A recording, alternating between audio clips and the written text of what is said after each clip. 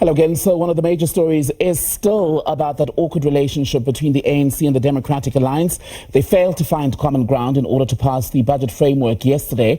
The Democratic Alliance, along with one of their leaders, Helen Zille, today filing papers at the High Court in the Western Cape. They say that a meeting held by the Finance Committee earlier this week, where some of the proposals in the budget were adopted, was not held in a procedural way. The DA is also still against the inclusion of a 0.5 percentage point value-added tax increase in the budget, even though the ANC and Action SA have now struck a deal that gives the finance minister about 30 days or so to find alternative sources of revenue.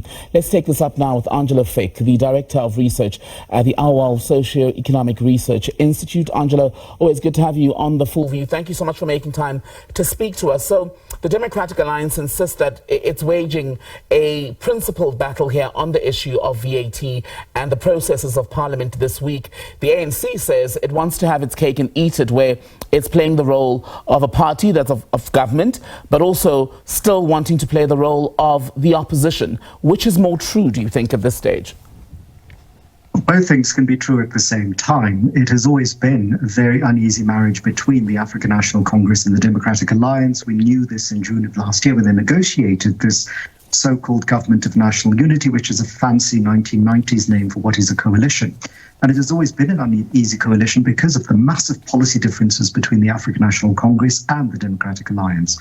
And I think the Democratic Alliance has for a long time thought that it holds, and Helen Zille's statements today indicate that she still believes the DA holds the ability to keep the ANC in power or not. And I think the ANC may be at the point where it wants to shed the Democratic Alliance in order to move it back into official opposition, and two, neutralize the MK party from its official opposition position to something in a tertiary nature in Parliament.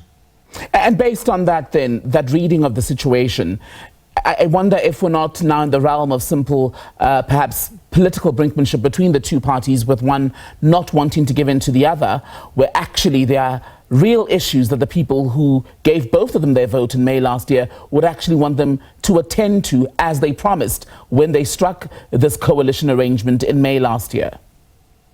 Absolutely. And what we're seeing here is one partner may want the other one to walk out, and the other one wants that partner to kick them out. And I think as they stare one another down, the question is who will blink first. What the Democratic Alliance, I think, must keep in mind is that the last people who went into any kind of Government of National Unity structure with the African National Congress, the National Party, ceased to exist very shortly after. So they have an existential crisis on their hands.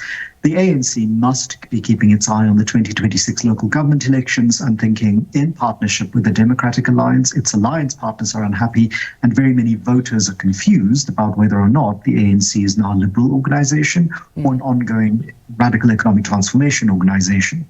And so I think both parties want to shed themselves at the other, but want to do so under conditions that won't affect their performance too negatively in the 2026 local government elections.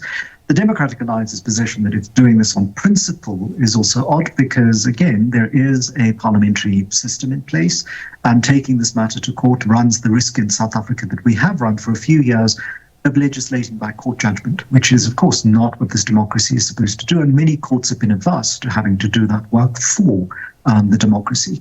And so I think between the DA and the ANC, they're at loggerheads, and how they resolve this in the next few days is precisely what millions of people are going to judge them on for the next year ahead of those elections. It's an interesting situation where you've got, as they like to call themselves, the second largest party in the GNU now taking issues related to this government to court. We know they're going to court, the DA, on the expropriation matter. We know that the DA now today has officially gone to the High Court on procedural grounds in terms of the passing of the budget framework. They also are challenging the actual inclusion of this VAT increase. What does that mean for that clause that was in the GNU arrangement around how to resolve conflict, where the parties that would have 60% of seats in the arrangement in the National Assembly would have to agree for there to be consensus? I know it's a somewhat tricky calculation because you only really get that figure when it's the ANC and DA in agreement, but this does not reflect well, does it, Angelo, on the ability of the GNU to, in fact, resolve internal disagreement on policy, etc.? Well, this is not new inside that coalition. After all, this is the same coalition where the Minister of Basic Education all but boycotted the announcement of the Bela bill. This is a government coalition in which one party in the government is taking another party in government to court over very fundamental laws about redress. So my sense is that the Democratic Alliance may want to go back to that Kutsia report that saw them oust Mmusi Maimane and ask themselves some tough existential questions. Do they want to be the party of government, or do they want to be a principled official opposition? And there I think the African National Congress may want to go back to that 60% agreement and ask, when has it ever been in place and when has it ever worked? The question, of course, is also to members of the DA who are in cabinet about how quick and easy they are about giving up those ministerial perks and all the things that come with them, given that ministerial appointments and the appointments they made as ministers have themselves been under all sorts of scrutiny. I don't think that there is necessarily an accidental leak of Mr. Ramaphosa's remarks inside the ANC. I think that was very deliberate to provoke the Democratic Alliance to want to walk out. And it's also interesting what will happen between Mr. Steenhuisen as leader of the party and his federal executive chair, Helen Zille, over the next few weeks as they have to negotiate whether or not the DA stays inside this particular unwieldy coalition. Ms. Zille has herself indicated that running a coalition government with 10 other parties is going to be difficult, and she should speak from experience. This is how she had to govern the city of Cape Town when she was the mayor there.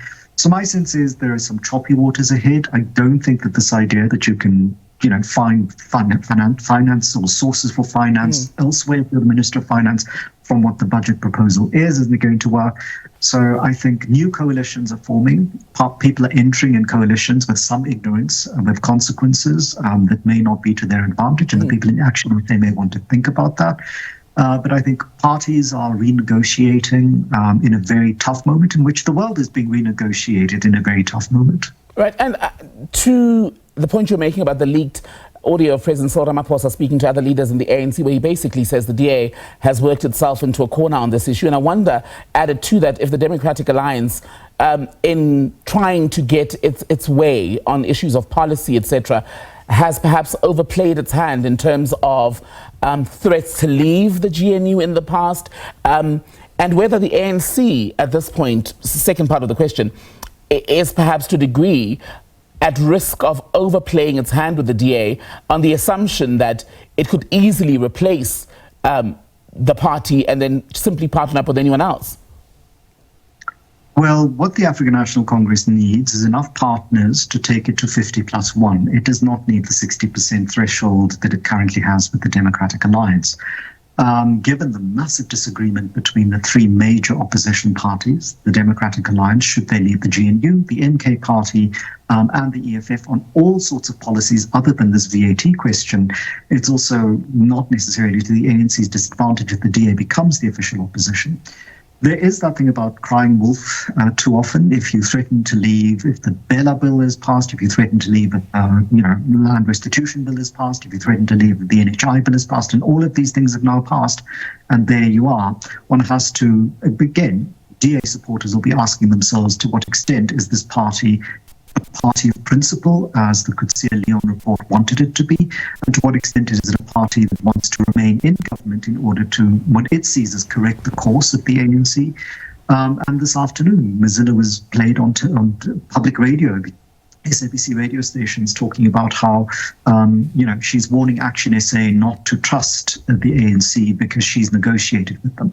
If you don't trust people, how are you in government with them? And so if the ANC are indeed bad faith players, which one can assume they may very well be, what is the DA still doing inside this coalition? For the ANC, the question is, to what extent will they further alienate voters from their 2026 support, should they continue to be shackled to a party that for a very long time they identified as their opposition, that they now have to work with, and have stymied at almost every level. So I think what Ms. Zille has to think about is how strong a negotiator Cyril Ramaphosa is, given that he's been one for the last 35 years, if not longer, and at what point she's going to have to blink, not just for staying inside the GNU or not, but for the very survival of the Democratic Alliance, because despite their triumphal remarks in the last year's elections, they actually had fewer actual voters voting for them in 2024 than in 2020, even though their percentage of the vote increased because of a lower turnout.